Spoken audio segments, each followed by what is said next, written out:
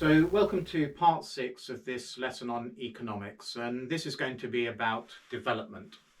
So most people have noticed that over the last few centuries the West has grown greatly in technology, in wealth and in power compared to the rest of the world. And this has led to the idea that insofar as the West has pulled ahead, the rest of the world has lagged behind.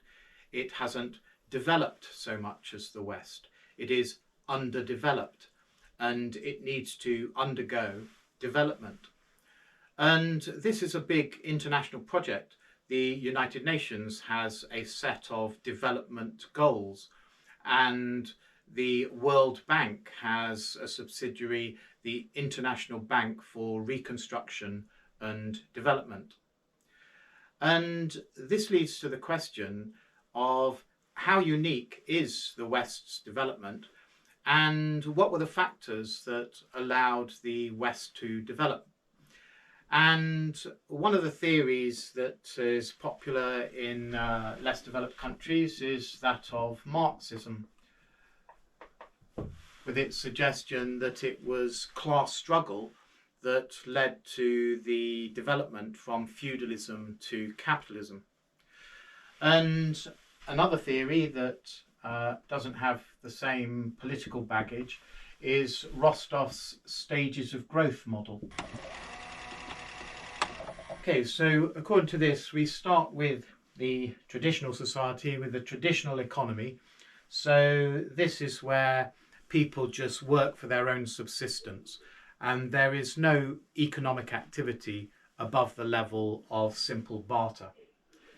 And then we move to the stage of preconditions, which is when new ideas and institutions emerge, like money and markets, that allow the start of commercial activity.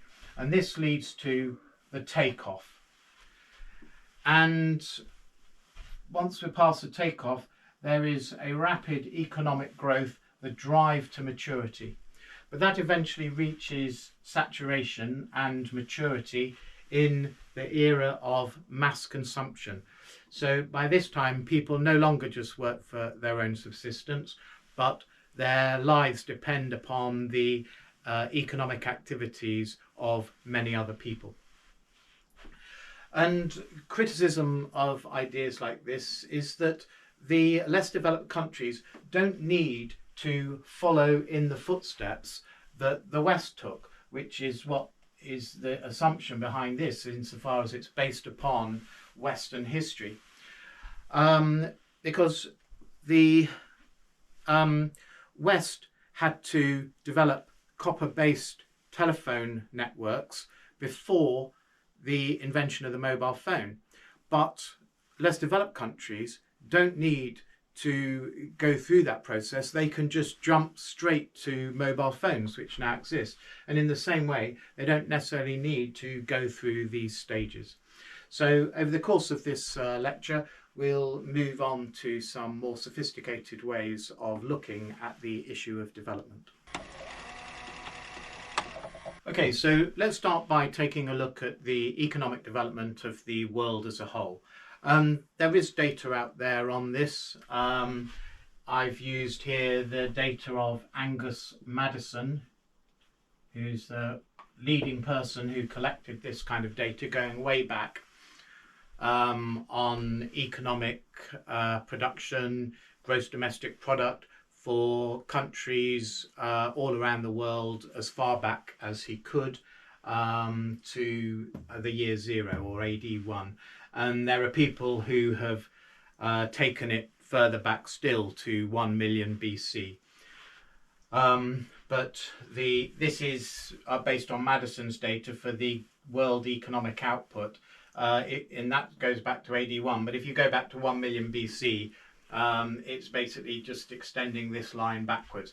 The economic development is absolutely negligible until the last few centuries.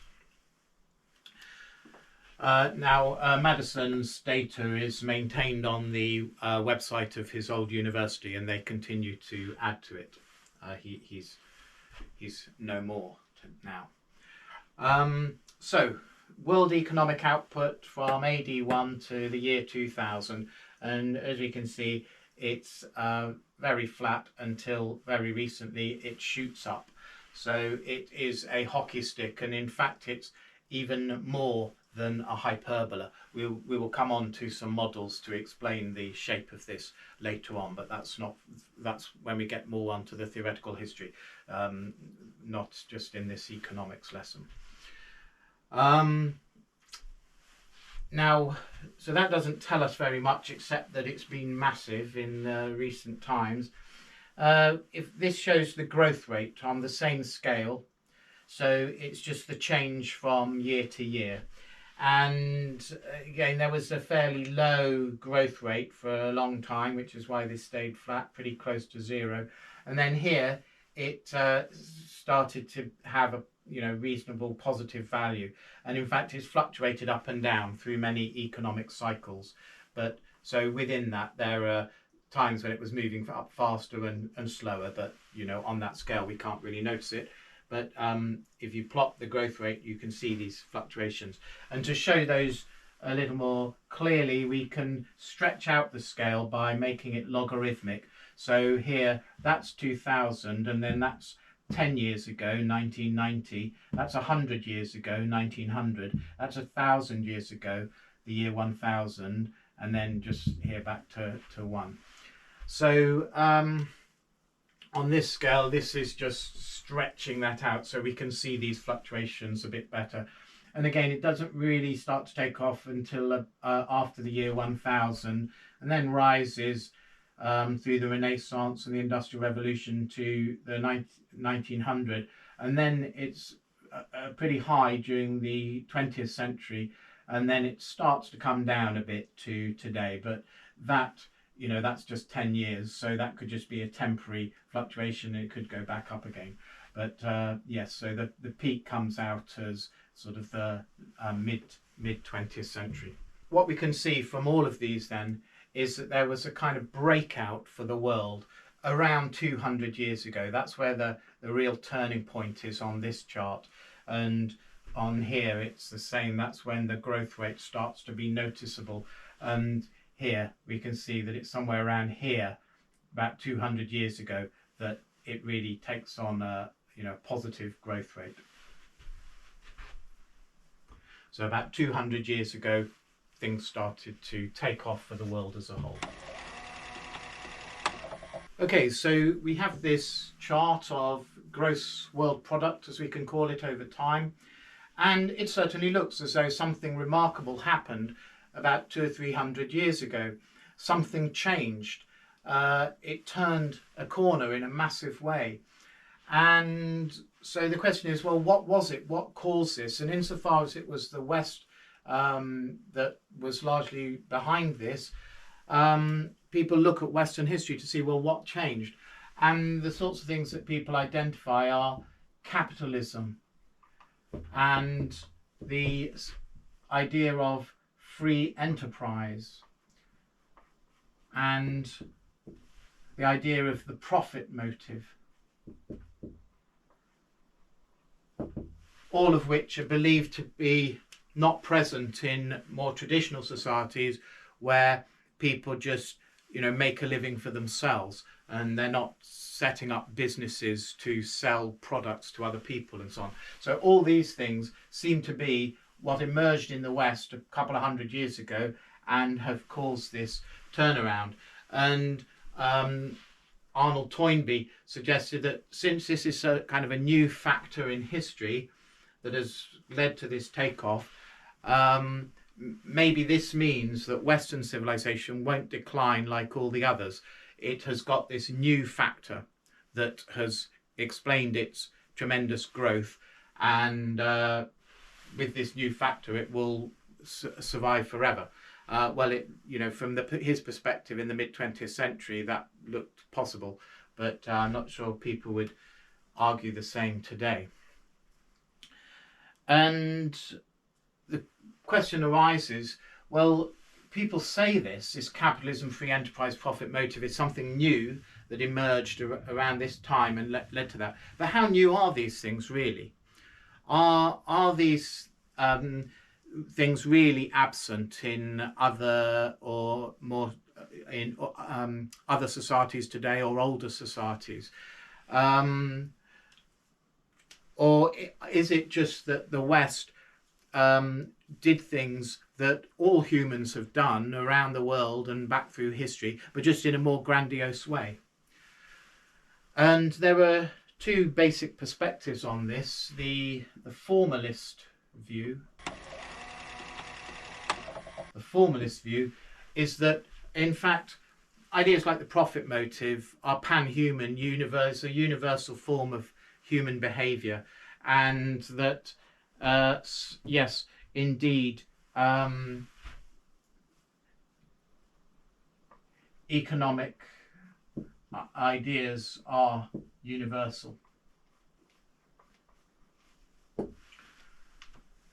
And the other point of view is the substantivist, which argues against that and says, no, you can't look at what people are doing in simpler, more primitive societies or in older, ancient societies through the perspective of Western modern economic laws. That's a kind of ethnocentrism.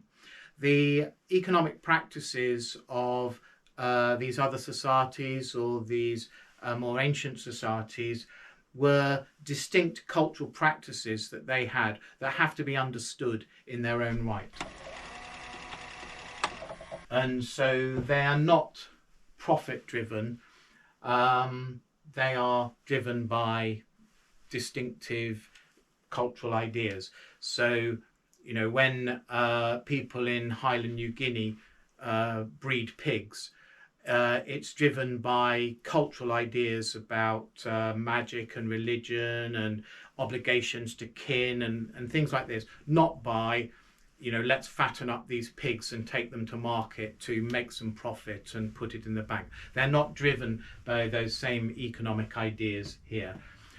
Whereas the formalists say, well, actually they are. They're thinking about their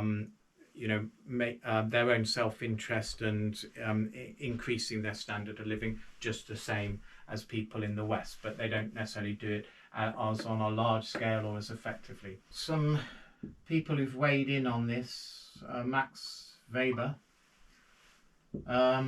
he suggests that there are 6 factors of modern capitalism. And those are, firstly, private ownership of the means of production.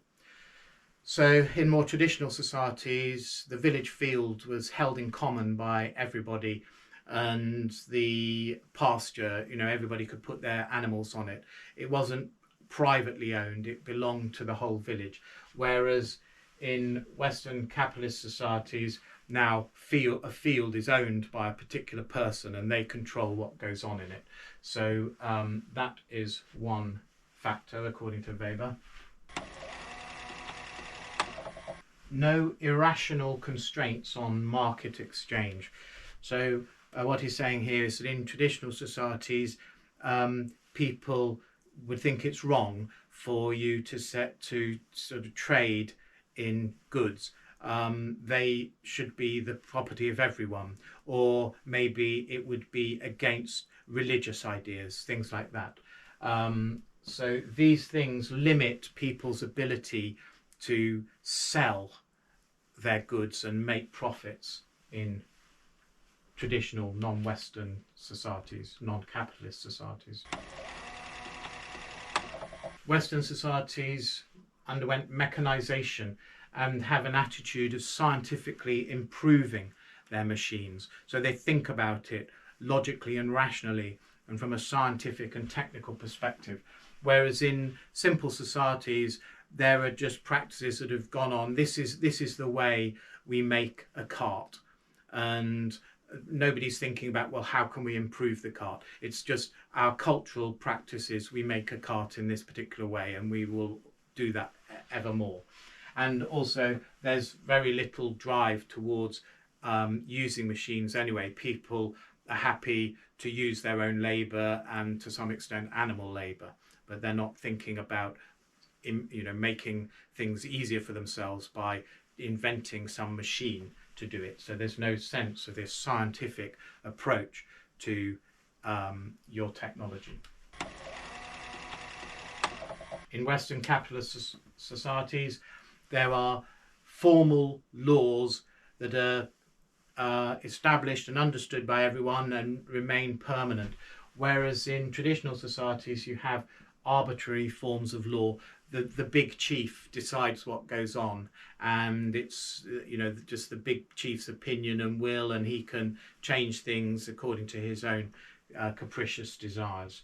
Well, that makes it very difficult for people to develop economic activity, because the big chief may say yes, the big chief may say no. Free labour. So people are free to work for whom they want, and they can sell their labour, so they control their labour. Compared to traditional societies where you had slaves or serfs who were obliged to work on the lord's fields. And when you have slave labour or serf labour, it's not very productive, because they're being forced to do it. When people are voluntarily working to improve their life, then they work harder to make money, because the harder they work, the more they can make. So free labour is the fifth factor for Weber. And then the last one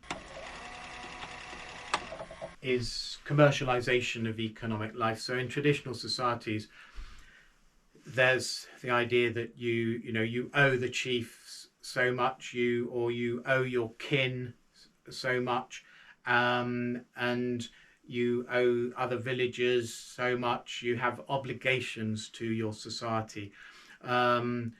You don't demand something in exchange for doing things or giving things to people. Whereas in capitalist societies, we don't do anything unless we're paid for it. Everything is commercialized. All goods and services are bought and sold, not provided through traditional obligations. So for Weber, these then are the 6 factors of capitalism that do make it very different from other societies. So these for Weber, these ideas are not universal. They're something that came in here and account for this growth. Now, someone who's argued against that is Immanuel Wallerstein,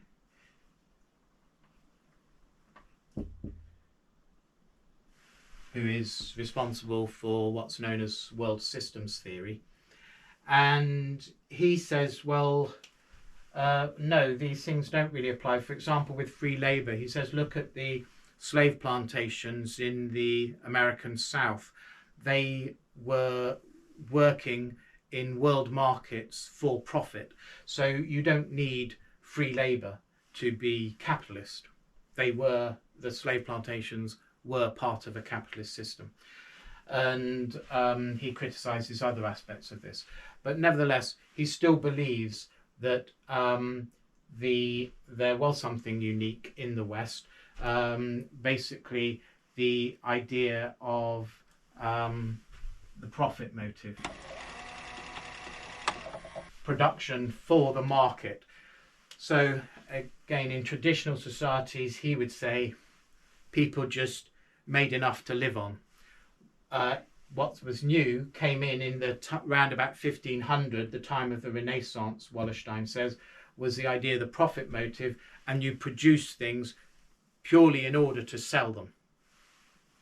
That he sees as the key development. So he rejects Weber's things, but nevertheless he still believes that there was this unique thing, the idea of production for market to make a profit, which kicked off this growth. And then another key thinker in world systems theory, André Gunder Frank, who is a great critic of Wallerstein. He argues, whereas Wallerstein says this is something that came in the last 500 years, André Gunder Frank says, no, it's at least 5,000 years old, profit motive. If you go back through history, you can see, for example, the Romans had a profit motive. And even ancient Egyptians back in 2000 BC, you can see them being driven by the profit motive. So, example is the Roman statesman Seneca. His collection of letters has survived, and in his letters he talks about, oh, today I got the mail from my agents in Alexandria to tell me how my investments are doing in Egypt. And there are letters from an Egyptian priest from 2000 BC talking about how he rented out a parcel of land and how he made a loan of a large amount of grain to somebody, and how he traded in copper and oil. So this Egyptian priest was a tremendous businessman back in 2000 BC, seemingly just like any businessman today. So Frank says no, these things aren't unique.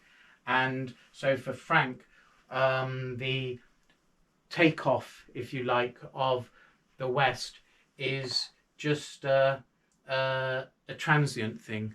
There's nothing particularly special about it. It's just that this profit motive has always existed through history, and sometimes some regions have pulled ahead and sometimes others, and the West just happens to have pulled ahead at the moment. But it's not due to any special factor that it discovered, any kind of secret formula.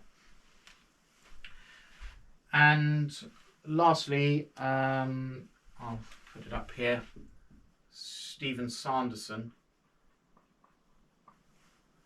hopefully I've got room, comes up with a list of what he thinks are 5 factors that he believes underlie this takeoff. So he's moves back towards Weber. So we'll just go through them to see if they make any sense. So Sanderson, the first thing he talks about is commodification.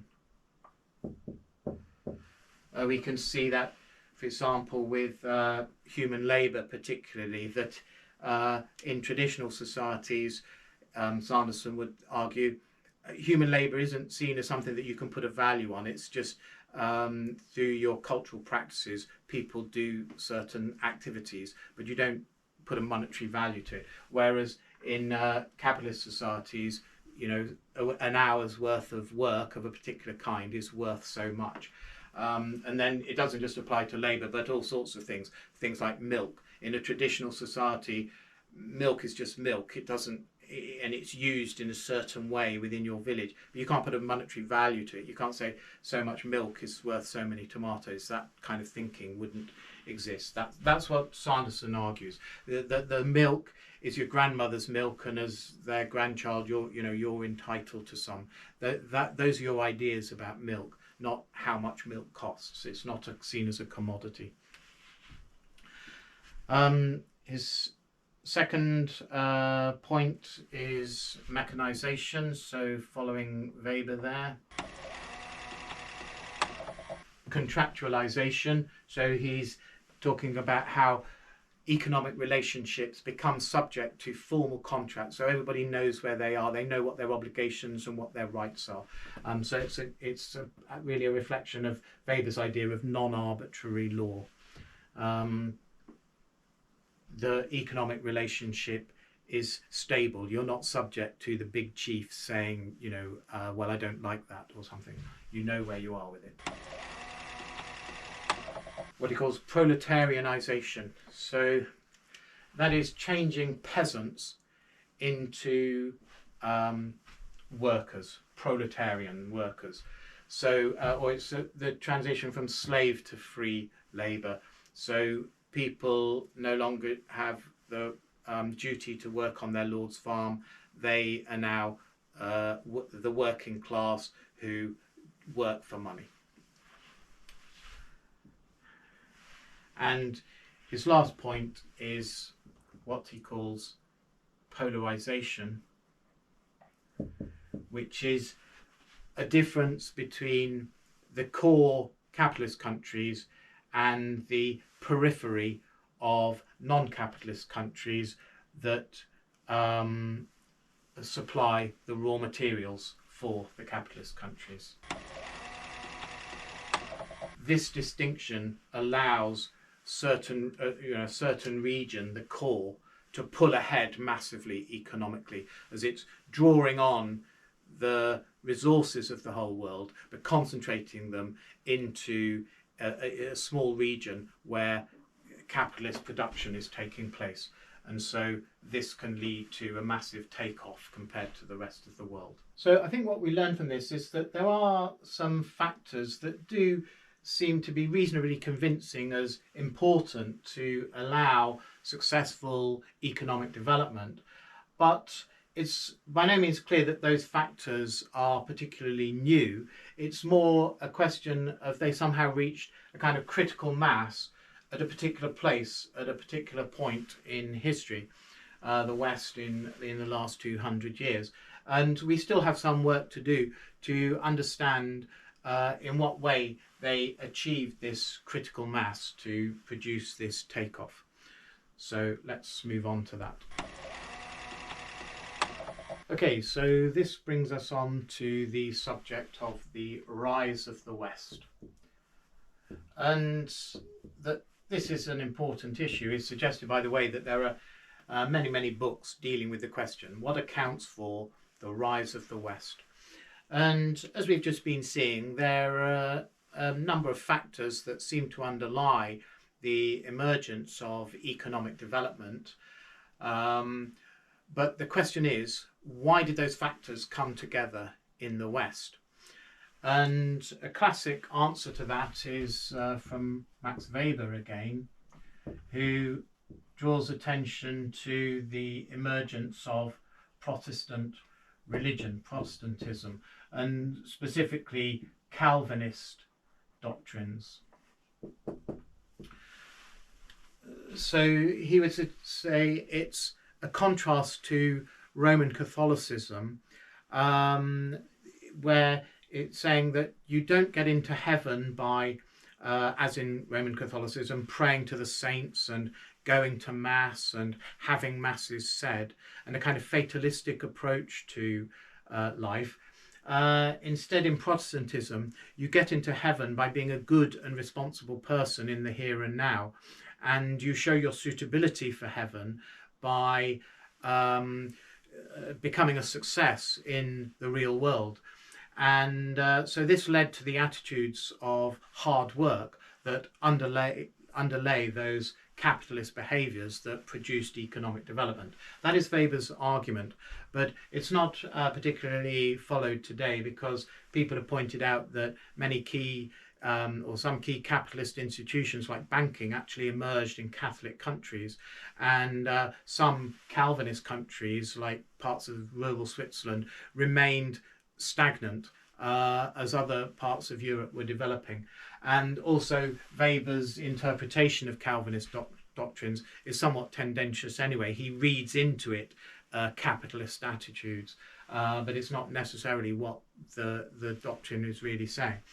So for all those reasons, that once popular theory is not really held to today.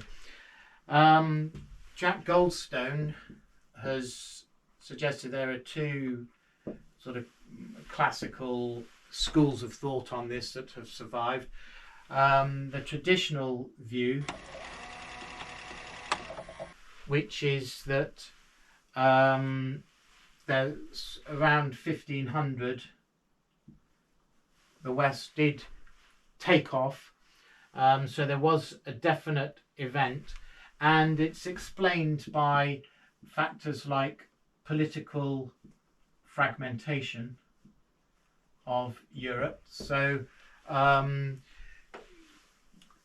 in China, the mighty emperor decreed that certain inventions were off limits, or the Ottoman Sultan decreed that the printing press was not allowed, for example. And they were very powerful rulers. So when they said that an invention was unacceptable, socially unacceptable, then their will prevailed. Whereas in Europe, the countries were much smaller, and the rulers were much less powerful, so that people were able to invent things. And if a king tried to ban it here, they just moved to another country where they were able to proceed with their invention. So political fragmentation of Europe was one that allowed entrepreneurs engaged in economic activity to advance without being stopped by political authorities suspicious of this kind of activity. And another factor is geography, people have mentioned. The Europe being on the Atlantic seaboard, and so it was the first to be able to discover the Americas, which then opened up a whole new range of possibilities around about 1500. So this idea says, yes, there was something special emerging in Europe, but we won't go in with Weber's Protestantism, but there are other, perhaps more objective factors that we can pin down.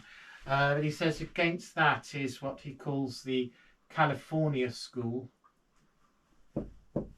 which is what André Gunder Frank belongs to, who, as we've seen, says that there's really nothing special about Western advance. It's just a transient fluctuation. There was economic activity back in ancient Egypt and in Rome, and then eventually Northwest Europe pulled ahead, but this is all just superimposed on a general world growth. So there was nothing particularly special about it emerging in Europe. It just had to emerge somewhere, and it happened to be Europe this time. And Goldstone points this out to suggest that what's emerging now in theoretical history is a new third approach that improves on both these, and we'll come to it in a moment. But before that, there's also what is known as the new institutional economic history, which focuses on the importance of institutions. And so it's really like what we were seeing earlier, the factors. So I'll just list what new institutional economic history identifies. So it's saying that there are reliable institutions in society that business people can draw on and make it possible to do what they have to do. So the factors are laws of contract, so that you can conclude an economic relationship and it's stable. You can rely on that contract being enforced. The idea of private property, so that if you buy something and own it, then it is yours. It can't arbitrarily be seized by the ruler. That tax is formalized, so you know what your tax, what the rules of tax are, and if you make this much money, you pay that much tax. So you can rationally organize your business around what tax is going to be. It's predictable. And then also governance, so that the way the country is run is rational. It's according to rules and laws that apply to everybody, and all this would be opposed, governance, to kind of nepotism and corruption that occurs in some societies. So the new institutional economic history is about saying that these are the things that countries need to develop, and good governance is particularly important. Not corruption, but absence of corruption.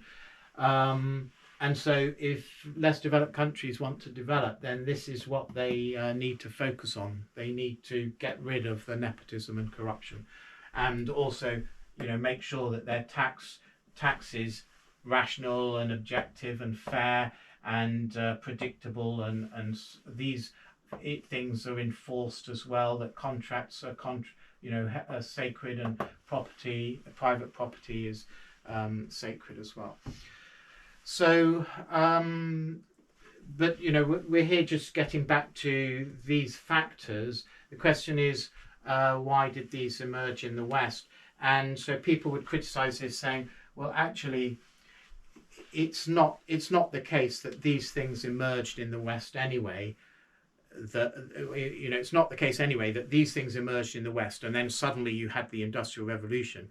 Actually, the Industrial Revolution was driven by certain individuals, the entrepreneurs and inventors who built the factories and came up with the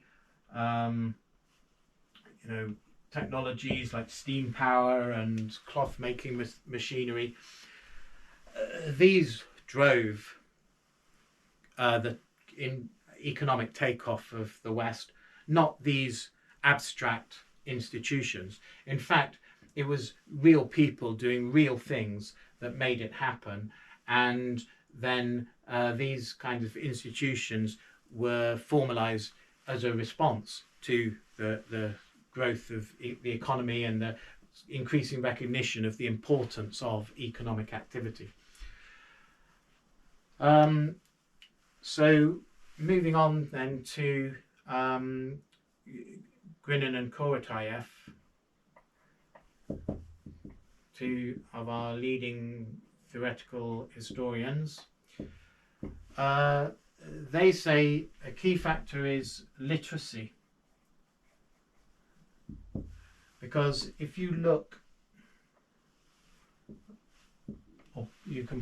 they draw up a chart of the current GDP of countries, let's say in the year 2000 now, versus literacy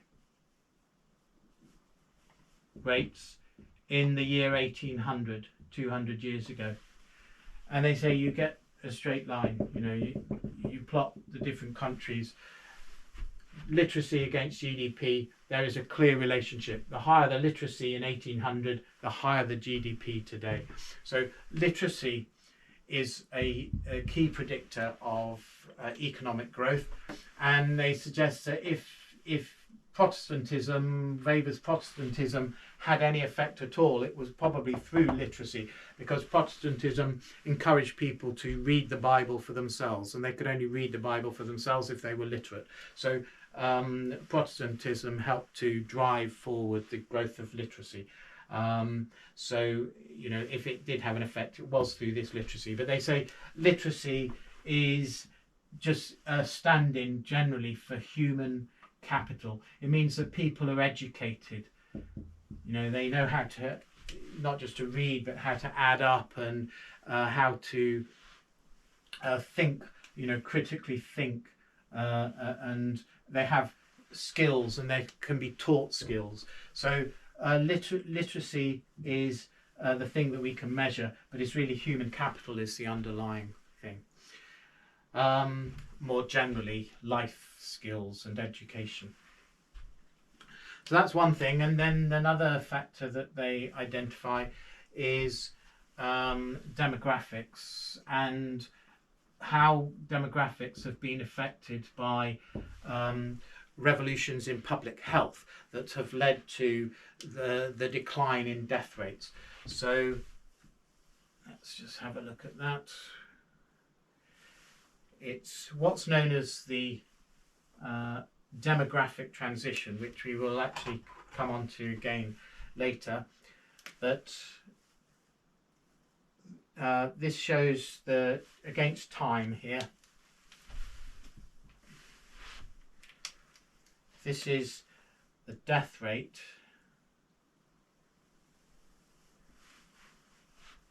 Public health innovations have reduced mortality in the Western countries and extending to other countries around the world. But so that's the death rate.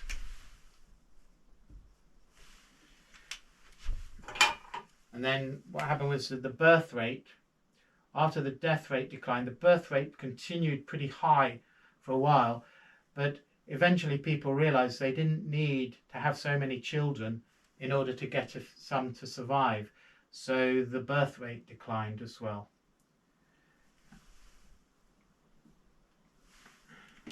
So the demographic transition is from a high birth rate, high death rate situation to a low birth rate, low death rate situation. And in between, there's a situation where the death rate is low, but the birth rate is high. And because the death rate, actually a large contribution to the death rate is from infant mortality. So what this low fall in the death rate means is that a lot more children survive and they're still being born at a tremendous rate. So you get a young population. And this is known as the youth bulge, until it settles down again and your population starts to age again, the average age. And it's this youth bulge, when you've got a lot of young active people in your population and not so many old dependents, that the economy really takes off. And they say that you can see this in what's known as, or what have been known as, the Asian tiger economies, Asian tigers of South Korea and Hong Kong, Taiwan, and others. I'm supposed to say the Asian tigers. These underwent economic miracles, and what Grinin and Korotayev says, it's largely driven, or a big contribution anyway to it, was this demographic transition and the youth bulge, which is now wearing off.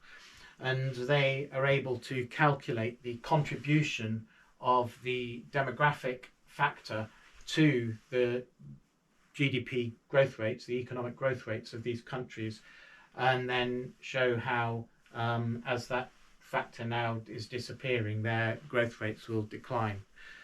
Just the same as has happened in the West, where growth rate was much larger 100 years ago than it is today. Having that, as the West has completed this demographic transition. So, as we've seen, world economic growth looks something like this. And insofar as this rapid takeoff started first in the West, while the rest of the world remained down here, the West pulled far ahead of the rest of the world. And the question is not just why did the West take off, but also perhaps why did the rest of the world lag behind? Because as we've seen, places like China and the Ottoman Empire positively rejected the innovations that were leading to great economic progress in the West. So it almost looks like a positive choice. And what's happening now is that those regions are changing their policies, and so they are catching up. And for Grinin and Korotayev, there are two things going on. Firstly, there's the Great Divergence, as it's been called, in which the West pulls massively ahead. And then there's the Great Convergence, which is going on now, as the rest of the world starts to come up to the same level. So we can draw it something like this. So here's the world, and geographically speaking, so put West over here and the China over there from west to east, and this is showing in the vertical direction economic product. So we start off here. Sometime back, 1,000 or more years ago, the standard of living around the world was pretty much the same everywhere, pretty uniform. But then the West pulled massively ahead. A process got going of great economic growth there. And then that did not continue forever. The West pulled out ahead, but it didn't then keep driving forward. It was involved in a process that had a natural conclusion, reached saturation. And meanwhile, the other parts of the world started to come up to the same level as the pulse started in those regions as well. And so they went through the same process and came up to the same level. And then in principle, eventually the world will all end up back with a fairly uniform standard of living, but at now a higher level. And Grinin and Korotayev link this as well to a global demographic transition. So what we saw before with birth rates lagging behind the fall in death rates. Birth rate, death rate. And insofar as this has happened globally, that's what we're looking at here. There's been a global demographic transition from high birth rate, high death rate to low birth rate, low death rate. And that's been associated with this pulse in the standard of living, which has increased. And insofar as that process got started in the West, then that led to the West to pull ahead. But it has been working out through the whole world, this demographic transition on a global scale. And so the whole world is eventually undergoing the change in economic standard of living that happens first in the West. And Grinin and Korotayev point out that this has happened before. This shows the number of inventions that were came up with in China versus Europe between about 900, AD 900 and 1300. And what we can see is that China pulled a long way ahead of Europe over the course of that timescale, that 400 years. But then Europe eventually caught up. So there was a great divergence there as China moved ahead of Europe, and then a great convergence as Europe caught up. And that's what's happening today in the world as a whole. So we could put a sort of slide from before this, the stage before this, then where it would look something like that.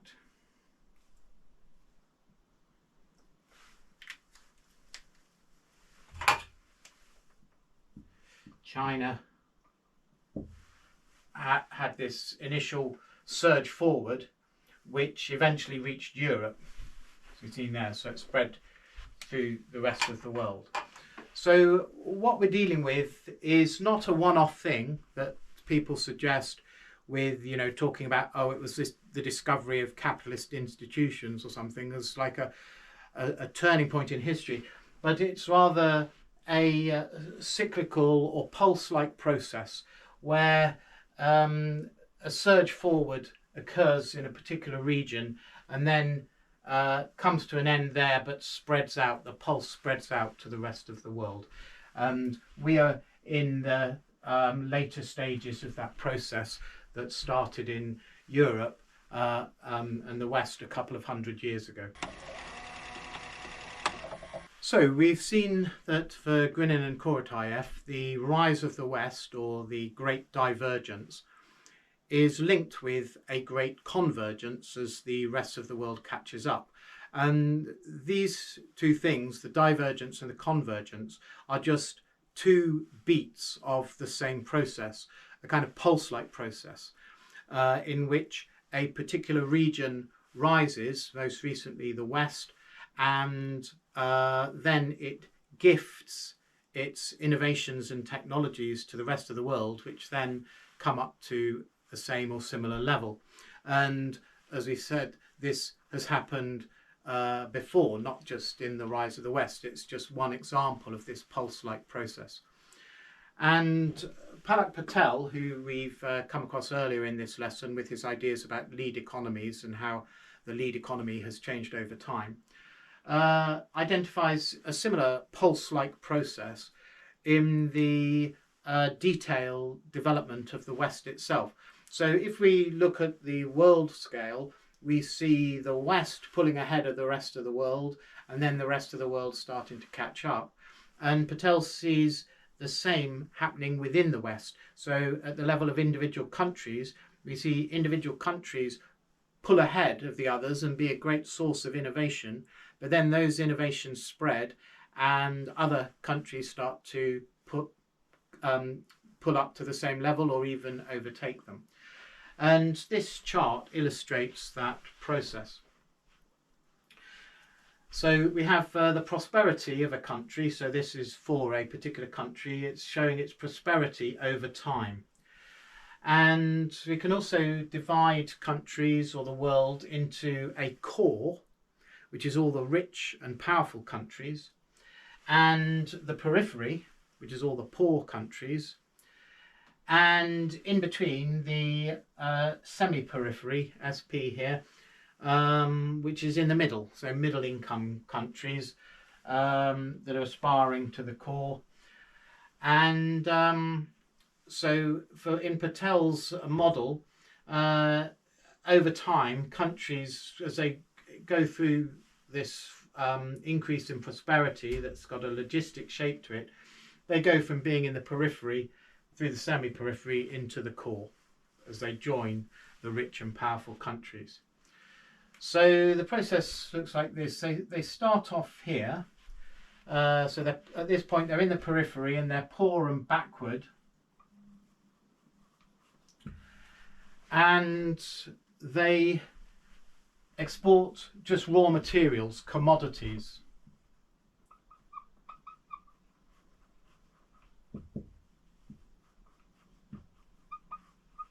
So things like coal or wheat, and they don't export very many things because they've just got usually one or two anyway, natural resources that are in demand elsewhere by the core, and so they're exporting those things, the coal or the wheat, to the core, and that is how they're earning some money, some foreign revenue. And they've got no money, so if they're going to develop their industry, they rely on foreign investment.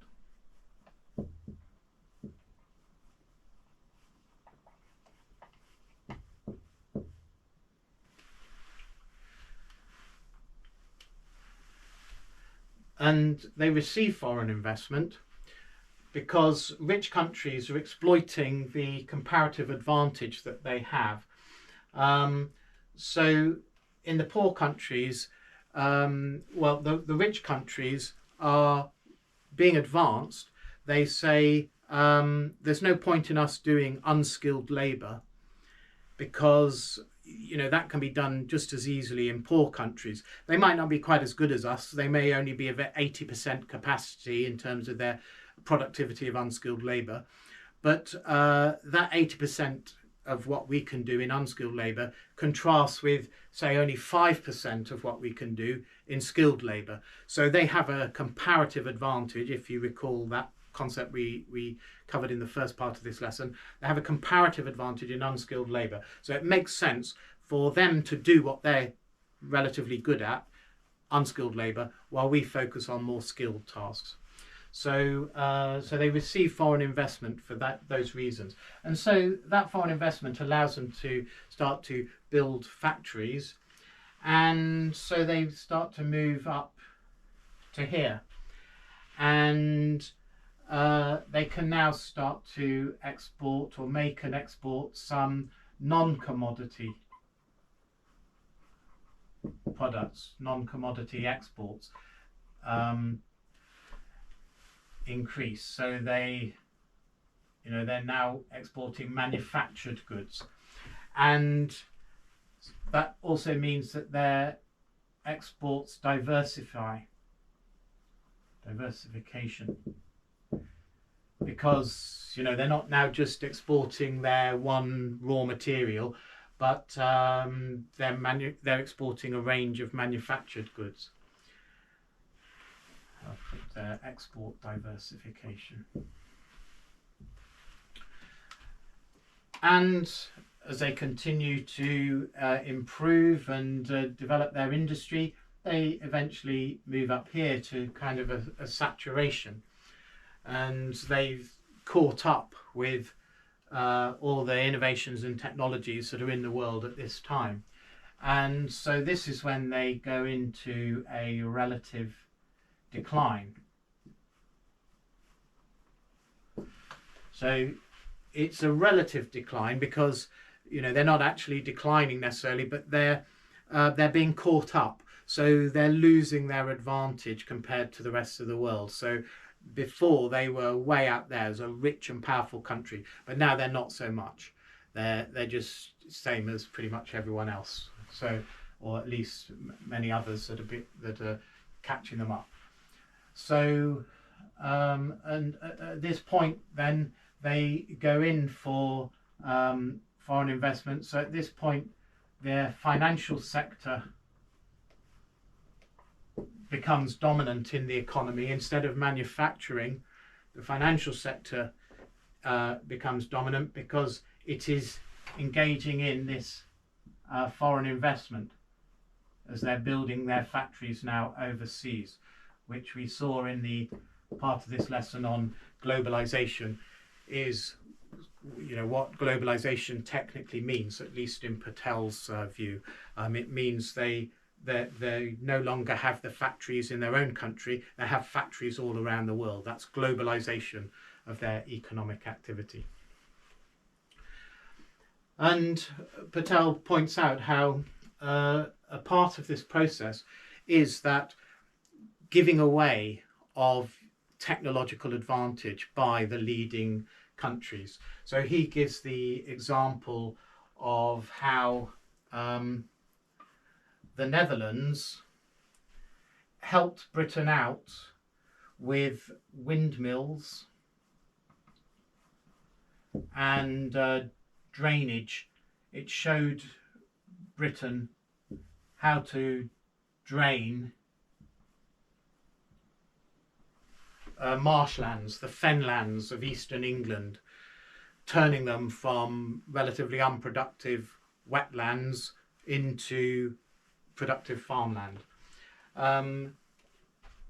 So by transferring these technologies to Britain, the Netherlands helped Britain come up, and Britain as its rival, climbing this curve, and then overtake the Netherlands. And then the same thing happened later, Patel points out, when the Dutch and the British helped the US, particularly with canal building. So they're very experienced in that, and it helped shift goods around the country and help knit the economy together and make the country richer. Well, they helped the US do that, and that eventually brought the US up to overtake them. So, and this is what's going on in the world generally today, that the technologies developed in the West are now being given away or leaked away to other countries. And it's through this process of foreign investment is a large part of it, this transfer of know-how to other countries. So it's not out of the goodness of their heart necessarily, but it is it's for mutual benefit, exploiting the comparative advantage. Because if we remember when we talked about comparative advantage, by specializing and exchanging, everybody is better off than if they just do everything for themselves, even the poorer people. So the poorer people don't necessarily come out on top in that exchange, but they come out better than they would have been without it. And so that's what's going on here. But it doesn't stay still because of what the processes we've been talking about with the Great Divergence and Convergence, or this pulse-like behaviour of Patel, that they don't stay in the periphery to be receive the money from the core. They eventually end up joining the core themselves, and then they start to do it to other parts of the world. And one other issue that isn't really mentioned by Patel or by Grinin and Korotayev, but is perhaps something we should mention here, is colonialism. So this is about how the richer countries don't just put money into the poorer countries, but they also kind of take control, come in with their own armies and their own methods of government, and try to control what's going on. And this is to do with issues of governance. It's driven by the fact that in the poor countries, we'll say in the periphery, governance is weak.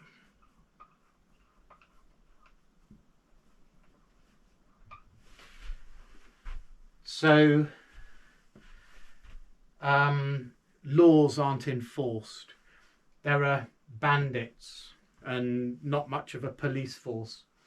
And the government itself is corrupt and nepotistic, so you can't rely on enforceability of contracts or predictable law and predictable taxation. So the governance is weak in all those ways. And this is a threat to the rich countries who are putting money into this country with its weak governance. So they want to protect their investment. They don't want to pay to set up a factory and then find that bandits come along and strip it of all its valuables, or that the ruler decides arbitrarily to seize all the goods, something like that. So they provide their own governance to protect their investment. And then this provision of governance, supply of governance by the core countries, by taking control in the periphery, in their self-interest to protect their investment, helps accelerate the technology transfer, because they arrive with their advanced technologies to take control of the country, and so they're bringing those technologies in and spreading them throughout the country. So they might be building railways, for example, to get their troops around, or as the Romans did in Britain, build roads to get their troops around. But then those Roman roads or those British railways help the country itself, because the population of the country can also start to use those assets. So it transfers that, accelerates the transfer of that technology. And particularly social technologies as well. Things like banks and parliaments, because the colonial power brings in those social technologies to help their government and management and control of the periphery country.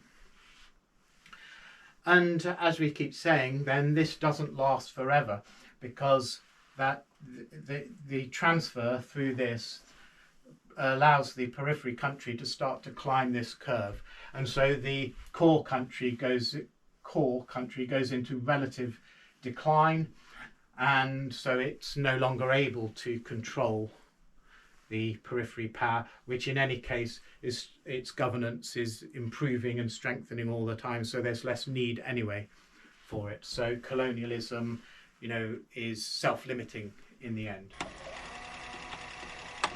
So to summarize, largely in Patel's words, he says that development is a complex process of competition and cooperation. So yes, countries are competing, they're trying to make profits, they're trying to serve their own economic self-interest, they're trying to get ahead, but it's also cooperation, because they're also transferring technologies and know-how and investment into other countries that help to bring them up. So it's cooperation, and it's because this isn't a zero-sum game. Economics is not a zero-sum game. It's not a winner-takes-all thing, that everybody is better off by exchanging. And so everybody can be better off if you invest in other countries to help them do what they're good at, while you then focus on what you're good at. You will both be better off. So there is cooperation as well as competition. And related to that, he says it's a case of exploitation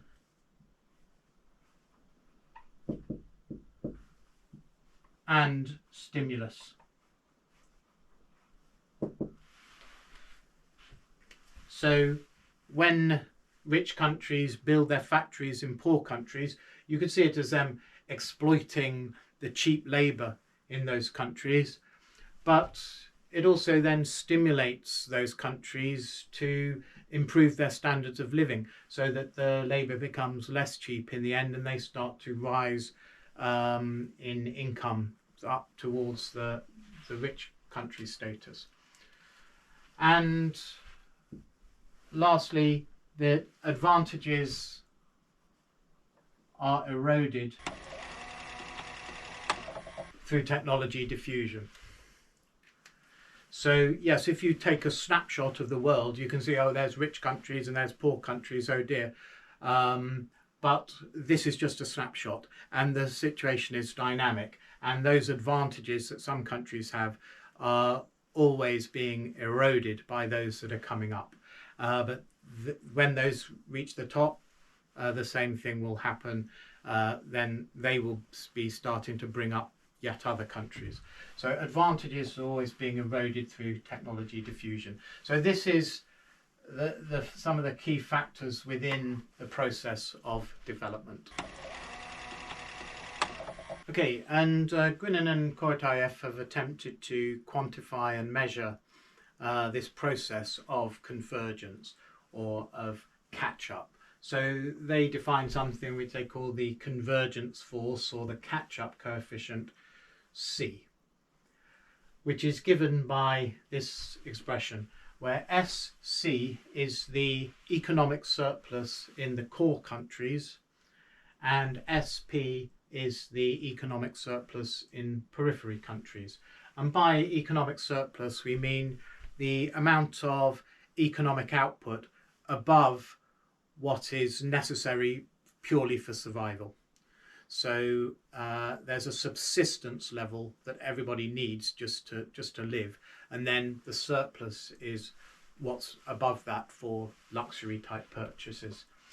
So what they're saying is that the bigger the difference here, if the core's surplus is much higher than the periphery, so if this is large, the difference between them, then this represents the incentive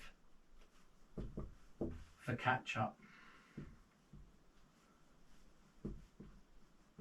So, if the core is very rich compared to the periphery, then it really makes sense for the core to invest in that cheap labour that's available in the periphery.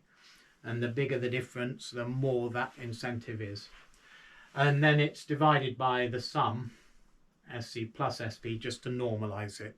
So it doesn't depend on the absolute values here, it's just a percentage of the total surplus.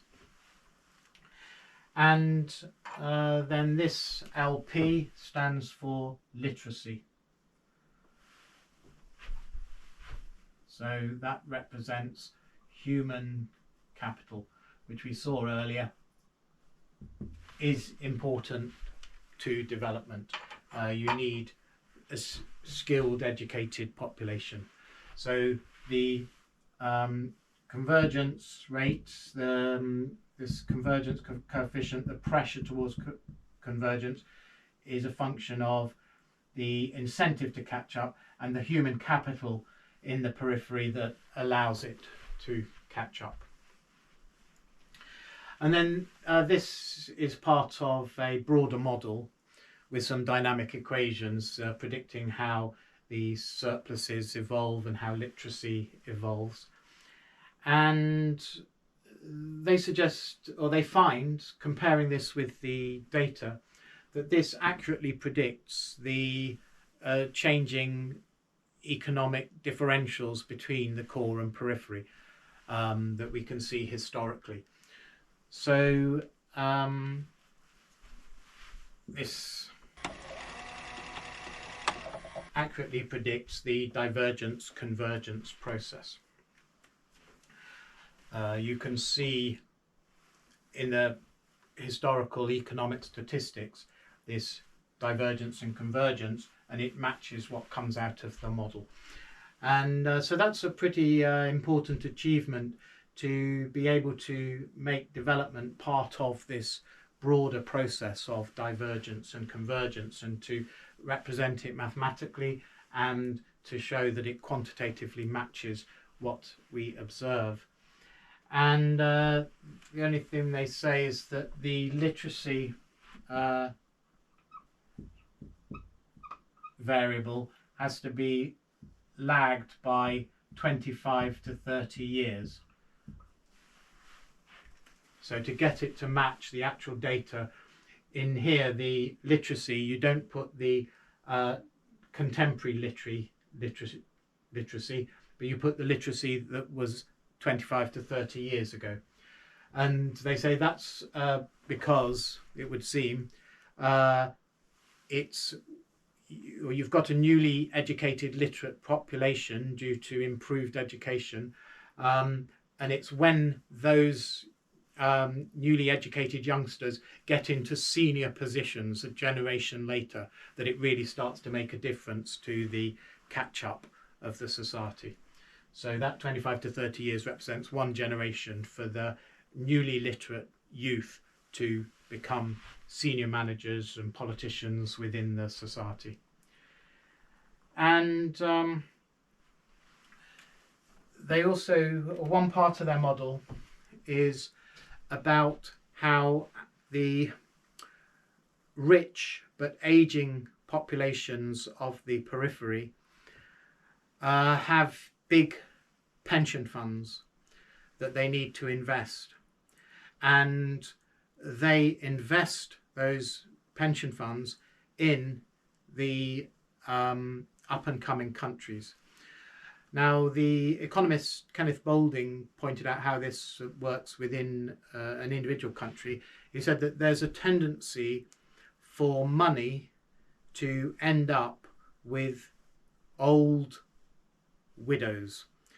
So that old widows are rich with money, and the financial system is a way to take the widow's money and put it into the hands of young, thrusting entrepreneurs who can use it to build things and do things, making profits for the widows who are investing in those entrepreneurs. Well, the same thing happens on a global scale. The rich, aging populations of the West are investing their pension funds in the young, thrusting, upcoming entrepreneurial countries through this foreign investment that we were talking about just now. The aging populations of the core invest their pension funds in countries with young entrepreneurial populations in Britain. And so age differences between core and periphery are also an important factor in their model. And their model predicts that the gap in wealth between rich and poor will be higher when population is growing more quickly. And when the population, when the technology of the core is transferred to the periphery, so bringing it up and reducing that wealth gap, it also increases human capital, education, which tends to reduce the birth rate in the periphery countries, so brings down the global population growth rate. So that is a prediction of their model, and it's also what we see in the historical data. So let's write that up as well. So the core periphery wealth gap varies with the population growth rate. As the population growth rate slows, the core periphery wealth gap slows, and vice versa. These two vary together. That's a prediction of the model, and it is also an empirical reality.